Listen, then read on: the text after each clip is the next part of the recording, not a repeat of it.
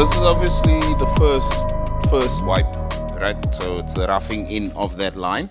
Meaning the expectation is set that there's going to be more coats, of filler as we work our way up to what we want that swage line to look like. So now what I'm doing is, as I'm using the block to shape, this swage line, I'm using the block to go over all the highest spots, and it's showing me where, there's areas that's lower than the surface. And then as I'm sanding, I'm just watching that get smaller and smaller and smaller. Because what this is, basically you can see here I've done this. Here's one I prepared earlier. There were a couple of these in there. So I'm just going through the process of working those out of the finish, and the same there. So that's how, and if you look at it from this angle, because of that, you can see that line is not going to, it's curved. Because it's showing me it's not flat there and it's not flat there. So that's all this process is. It's massaging that whole, that whole area out to make sure that that swage line is in fact straight. And because I didn't use any molding or jigging, it's not the same, it's just not the same process. I didn't want to go through cutting all that. So we did it freestyle. And you just put, this had obviously that massive radius that we saw in a previous episode. And so all this pink section through here is the fiber filler. And we just put that on that corner.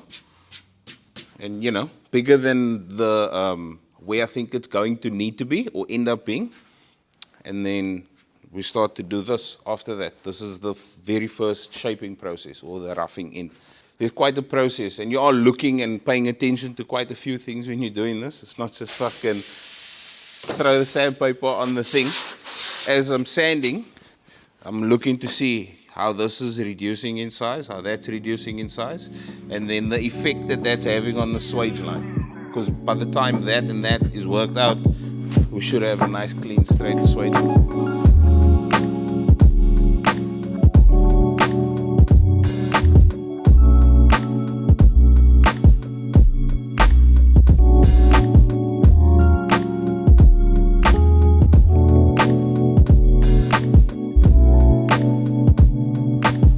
You need to tell me when you push record. I can't know when you've pushed record.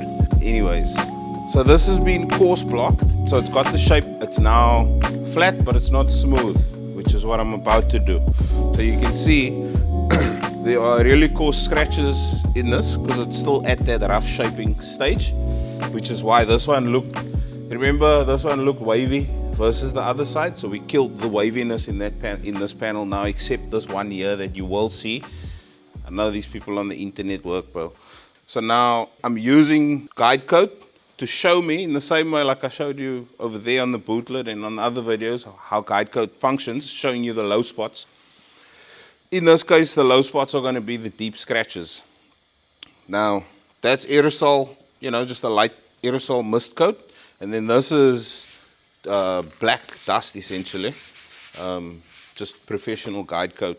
And what that does is that goes into even finer scratches. So when you're trying to go from 180 grit or paint prep, you want the powder to sit in those fine scratches, which is where the aerosol won't. So this is like for the coarser side of the work that we do, and that's for the finer side. So I don't need to use this right now, like I said, until we do paint prep, because this is going to get another coat of primer anyway. So I'm only finishing this with quite a coarse sandpaper, like 150, and then I'll DA it. But that's what it looks like when we go to paint prep, is the chalk guide coat directly over the primer. And you can see it. So you see it's like a higher resolution black. This looks literally like TV fucking static. And that's HD. Okay, that's enough on that topic, bro.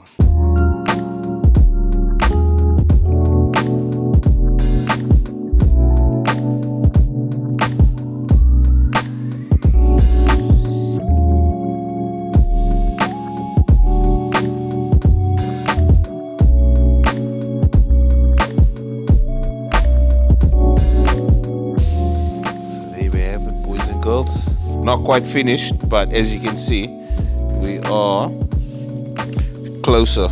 Now I'm just gonna refine these ends, and then I still have to do some work on these gaps on the side, and then she'll be ready for primer too. I think this face has actually turned out pretty good too. See, if you look on these ends here, obviously I just got it's this area and this area on both sides that now needs to be fixed. Well, not fixed, but like just tweaked so it looks a bit more non-janky.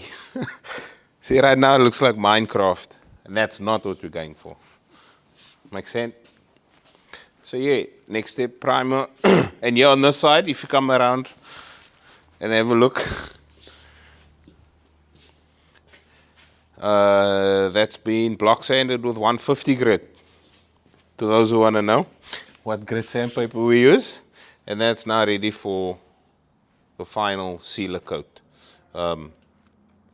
Because after that, I'll prep it for paint.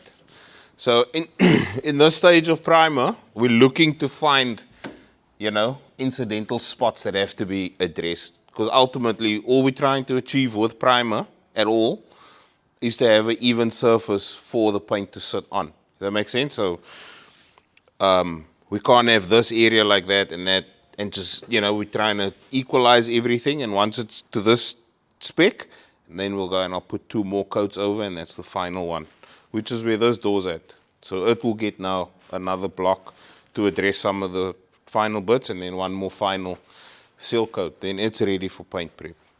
And then the bootlet's just a couple steps behind that. So it will get 2 more prime ups.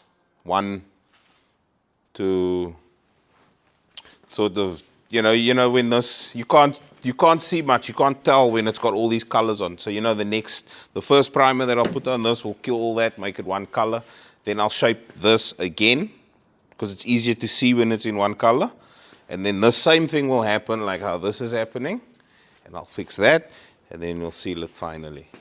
And then, yeah, next panel.